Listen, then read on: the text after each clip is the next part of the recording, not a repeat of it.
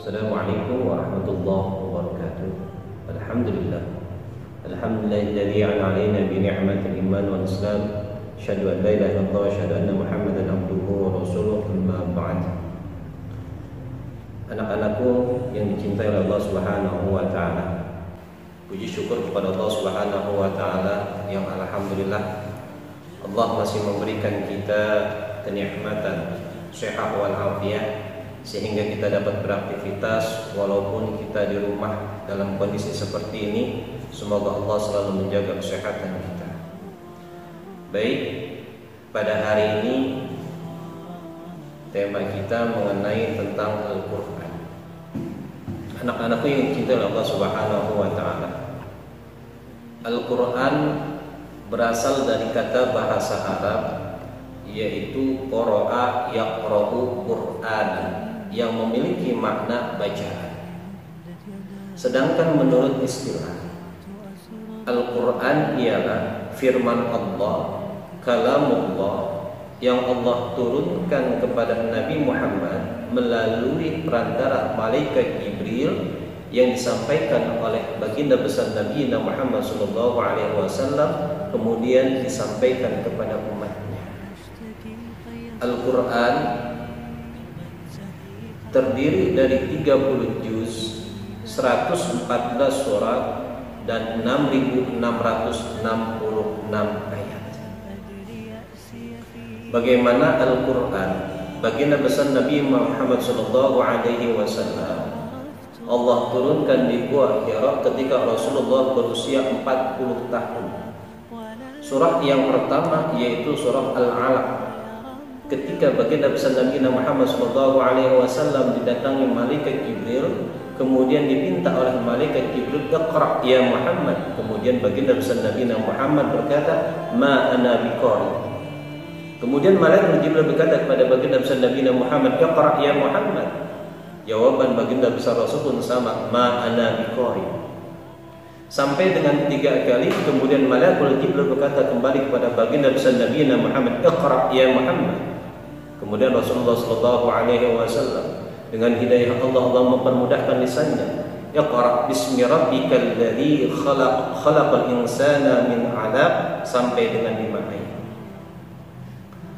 Bahwa Al-Quran ini Allah turunkan selama 23 tahun sampai dengan akhir hayat daripada baginda besar Nabi Muhammad SAW. Ada sebagian ulama berpendapat bahwa Al-Quran ini turun secara berangsur-angsur kurang lebih 22 tahun, 2 bulan, 22 hari. Ada 2 pendapat ikhtilaful ulama, tetapi kita tidak memperdebatkan masalah ikhtilaf ini. Tetapi kita meyakini bahwa Al-Quran adalah firman Allah Subhanahu wa ta'ala.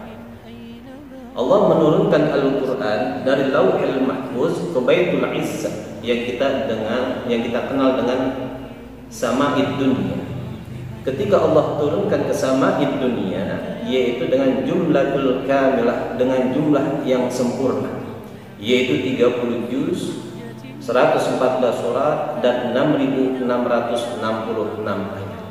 Tetapi ketika disampaikan oleh baginda besar Nabi Muhammad SAW, yaitu secara bertahap, bagaimana kebutuhan daripada baginda besar Nabi Muhammad SAW sampai dengan Rasulullah itu wafat.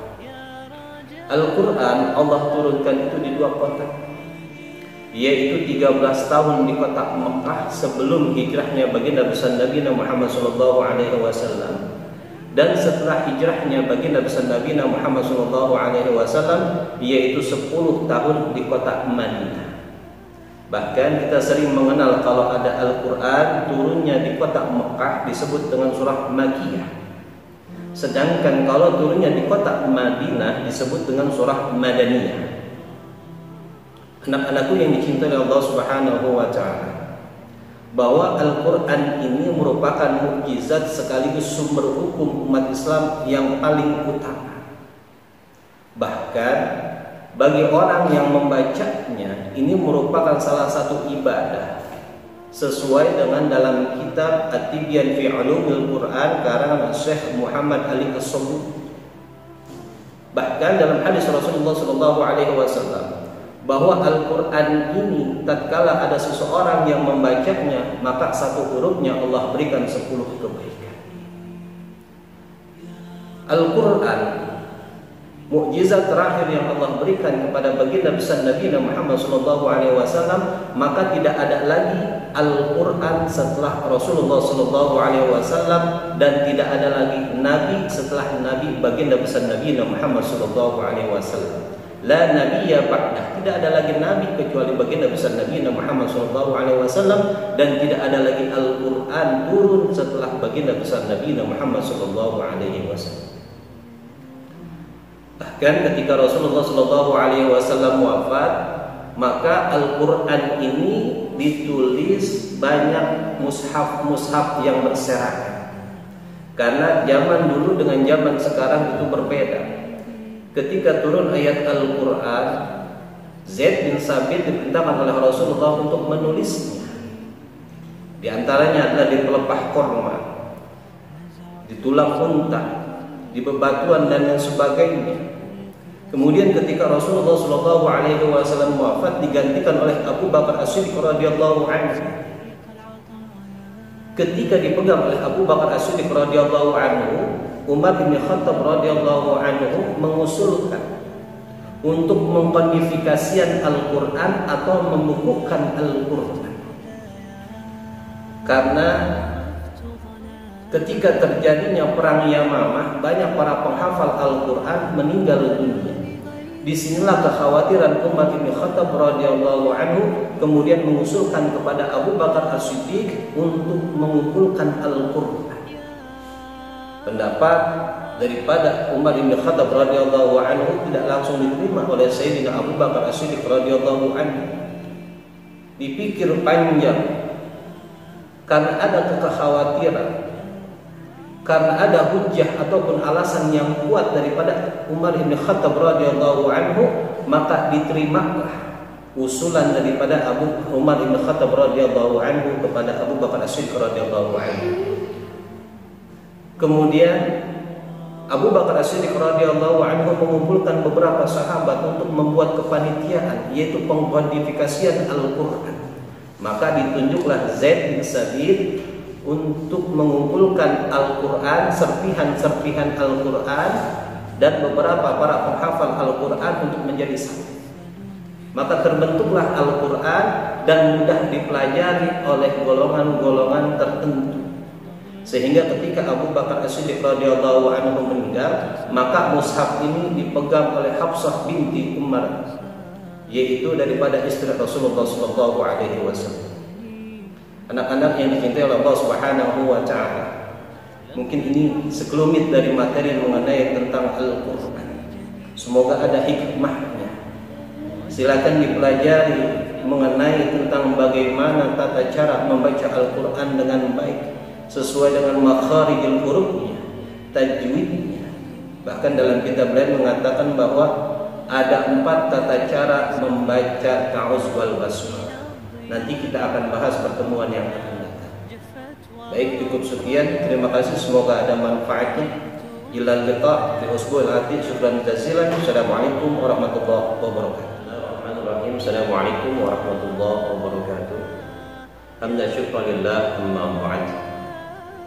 Puji syukur pada Allah Subhanahu wa Ta'ala yang alhamdulillah merupakan kenikmat Allah yang Allah berikan kepada kita pada saat ini ataupun pada hari ini, yaitu pertemuan yang kedua membahas mengenai tentang hukum ta'awuz wal basmalah. Anak-anakku yang dicintai oleh Allah Subhanahu wa Ta'ala, ketika kita mempelajari Al-Quran, maka kita harus betul-betul memahami makharijul huruf, mengerti ilmu tajwid, karena mempelajari ilmu tajwid hukumnya adalah fardu kifayah, sedangkan mengamalkan ilmu tajwid adalah fardu ain, yaitu bagi umat Islam memiliki kewajiban untuk menuntut ilmu, terutama Al-Quran. Sebagaimana sabda Rasulullah SAW, khairukum man ta'allama al-Qur'ana wa 'allamahu. Sebaik-baiknya orang, sebaik-baiknya manusia, sebaik-baiknya orang yang beriman, yaitu orang yang mempelajari Al-Quran dan mengamalkan setelah ia mempelajari Al-Quran.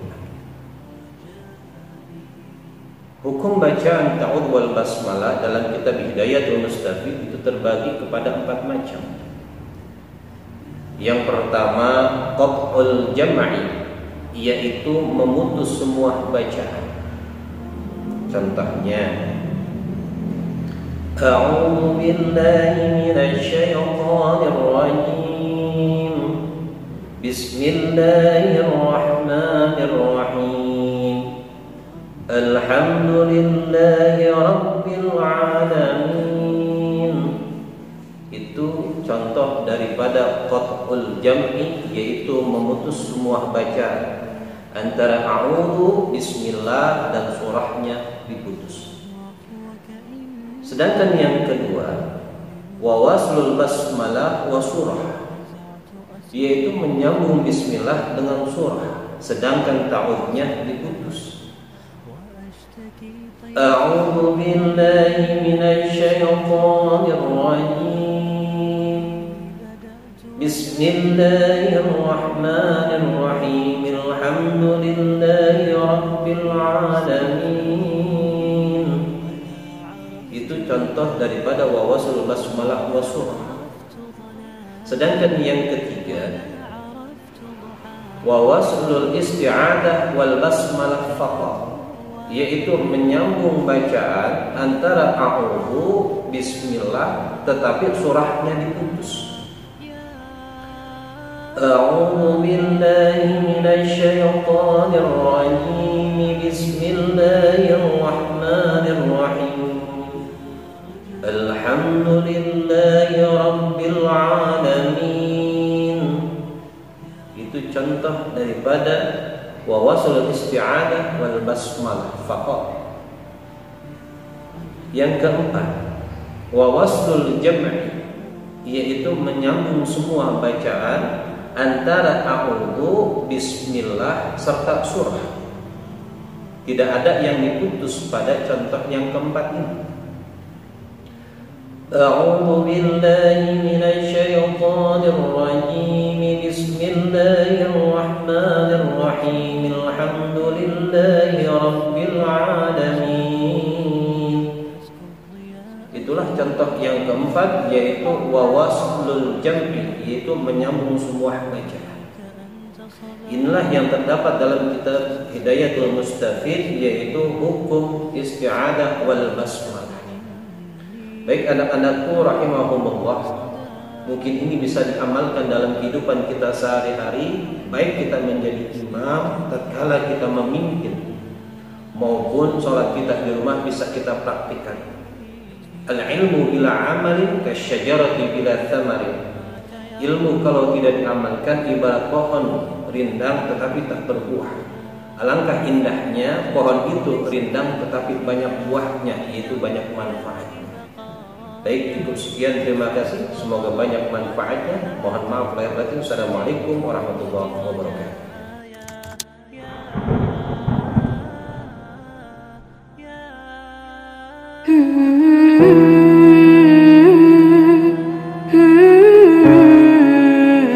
Hmm.